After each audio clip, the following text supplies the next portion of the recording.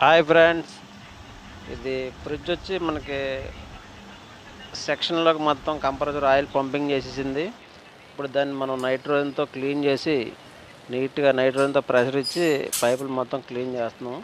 ఇప్పుడు nitrogen ఇప్పుకొని section pipe నీట్గా flush అవుట్లు చేస్తే మొత్తం అందులో ఉన్న ఆయిల్ అంతా బయటకు పోయే వరకు కూడా అలా ఫ్లష్ అవుట్లు చేస్తూనే ఉండాలి. ఇలా కాసేపు చేసిన తర్వాత అప్పుడు మళ్ళీ వెల్డింగ్లు చేసుకొని గ్యాస్ రీఫిల్ చేసుకుంటాం. ఇది ఒక్కోసారి మనకి కంప్రెసరు ఆటోమేటిక్గా గ్యాస్తో పాటు ఆయిల్ని పంపింగ్ చేసేస్తుంది. అలాంటప్పుడు మొత్తం ఈ పైపుల నిండా ఆయిల్ ఎక్కిపోవడం వల్ల గ్యాస్ చోక్ అయిపోవడం, క్యాపిలరీ బ్లాక్ అయిపోవడం, ఇటువంటి ప్రాబ్లమ్స్ అన్నీ వస్తుంటాయి.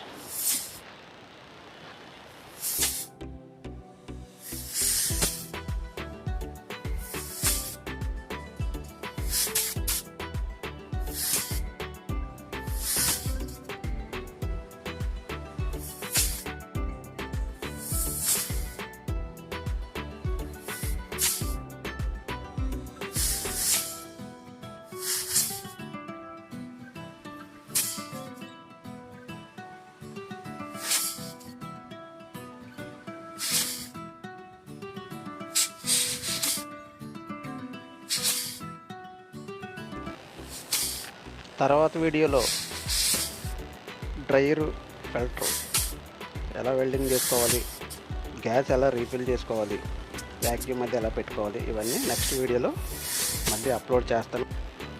లైక్ చేయండి, షేర్ చేయండి, మన యూట్యూబ్ ఛానల్ సబ్స్క్రైబ్ చేయండి.